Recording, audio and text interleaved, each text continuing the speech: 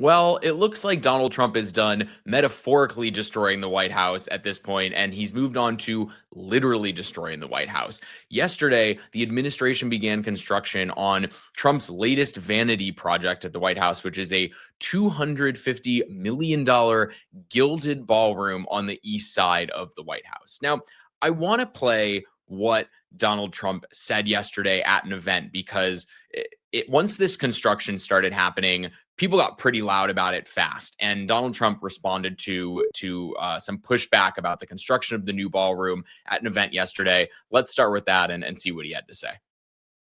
Because I didn't want to crack 1,000. I didn't want people to get concerned because that's getting big. But we're going to have we'll have the most beautiful ballroom in the country. It's going up, and for those that are interested, we got to get back to baseball. But you see the gold drapes? That's a knockout panel.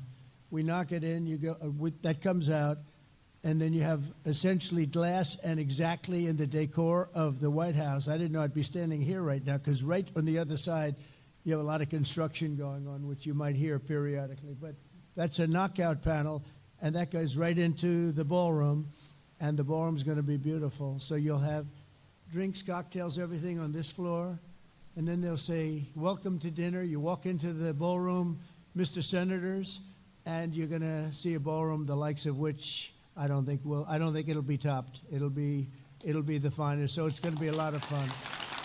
I just started. So first of all, the way he describes it is that, oh, look, we're just going to pop out this little panel behind me where there are these drapes and bam, it's going to be easy. There's a room being built behind it. That is not what's happening.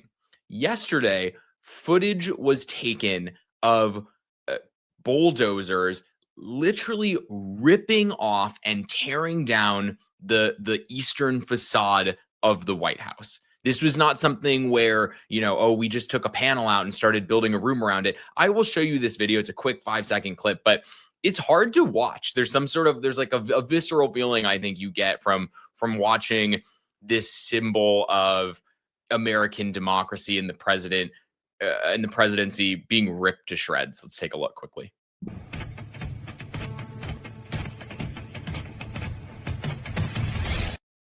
Now, like, the optics of this couldn't be worse. I mean, the government is entering or getting close to a month of being shut down.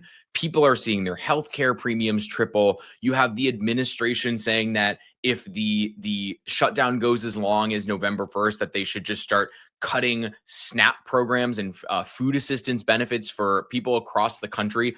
And cranes are ripping apart historically significant parts of the White House for one man's $250 million vanity project. It is the level of arrogance in doing something like that right now in this moment of time is mind-blowing. And the White House's response to this is, well, it's going to be necessary because we want to be able to host people, and don't worry, this isn't US taxpayer money. The president is paying for it himself, as are private donors. Well, guess what? The private donors that are making these contributions to pay for the new ballroom are large companies like Booz Allen Hamilton and the construction from Bechtel and Google and Palantir and big tech companies. And guess what? There's no such thing as a free lunch. Do we really think that all those companies are donating to the construction of the ballroom out of the goodness of their heart? No. For them, this is a smart drop in the bucket investment to curry favor with the president and get access to people in the administration. This is not because they really want to help improve the functioning of the White House. And so it's just the continued grift of this administration in service of Donald Trump's self-obsession and vanity. And I think what has been even more frustrating about this is the administration, unsurprisingly, has lied about what the construction of this ballroom is actually going to look like. They have been telling people for months that this is not going to impact the existing structure of the White House. It's going to be a new additional structure that's being added to the White House. Here is Donald Trump himself saying that just as recently as a month or so ago. Let's take a look at that. The current building, it'll be near it, but not touching it. that pays total respect to the existing building, which I'm the biggest fan of. Today, demolition began. Bulldozers ripping away portions of the East. Yeah, ripped away. So much for it, it's off to the side and it's next to the East Wing. And this is an important part of the White House. It has important history in it, and it just goes to show how little Donald Trump cares about the history of anything if it gets in the way of his, his self-obsessed goals. And I think there's some Republican pushback here about, well, other presidents have also made changes to the White House before, so this isn't a big deal. And they'll point to things like, Obama putting a basketball court in, or Nixon putting a pool in, and other things. First of all, when Obama put a basketball court in the White House, he did it on an existing bit of court that was already in the backyard. He didn't touch the White House at all. And that's another thing. Whenever there have been major changes to the actual structure and facade of the White House historically, it has had to have been approved by Congress. Obviously, that didn't happen this time because Congress doesn't care, because it's run by Trump lackeys, and they wouldn't have done it. They wouldn't do anything even if they cared about it in the first place. And I do though want to play a clip for you that goes back over some of the important history that of the East Wing that Donald Trump is currently destroying. Let's take a look at that. A historic piece of the White House is disappearing. Demolition of the East Wing has begun, making way for President Trump's new $250 million ballroom. Franklin Roosevelt constructed the primary structure of the East Wing in 1942, and it's long served as the main entry point for guests and tourists. It was designed as a graceful passage toward the White House residence, lined with portraits of first ladies and framed to the south by the Jacqueline Kennedy Garden. Beyond its historic halls, the East Wing also houses the office of the First Lady and the White House Social Office. The White House on Monday started tearing down part of the East Wing to build President Donald Trump's ballroom. The Republican president has said he's adding a 90,000 square foot ballroom because the East Room, the largest room in the White House with an approximately 200-person capacity, is too small. Trump said the ballroom will fit 999 people.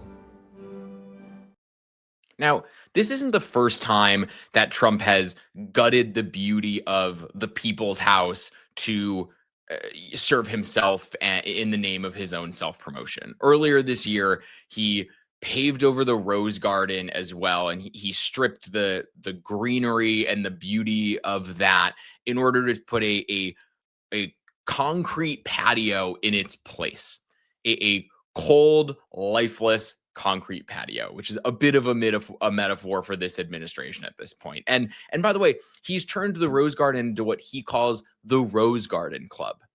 And what he does there is he has his political allies, and he has donors, and he has billionaires and business executives there multiple times a week in order to get contributions from them, get grift from them. And guess what? He's doing that on your taxpayer dollar. He actually has two events at the Rose Garden Club today. He has a Rose Garden Club event for lunch, and he has a Rose Garden Club event for dinner, and there's no press allowed. So this isn't something where it's free and open, transparent, and the press gets to see who's there and what's going on. This is just the president wanting to rub shoulders with people in power to see how he can enrich himself. And I'd like to show you quickly of what the Rose Garden now looks like when, used to, like I said, used to be lush and green and beautiful. Here's what it looks like now.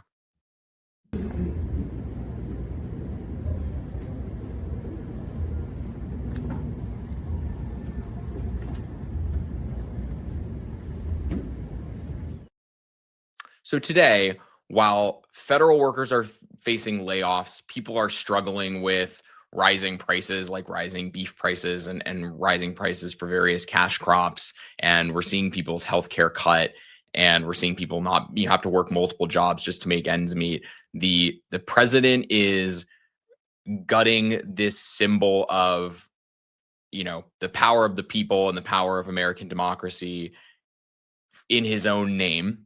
And at the end of all of this, This is all just going to stand as an eyesore and a monument to a failed presidency. It's going to be a gilded hall built on broken promises, public money, and the rubble of the people's house. And it's a shame. That's it for me today. If you liked what you saw, throw a like on this video. Follow the Demwins Media YouTube channel. Follow me at buildingthebench.substack.com, and we'll keep bringing you the news as you need to see it. Thanks for watching.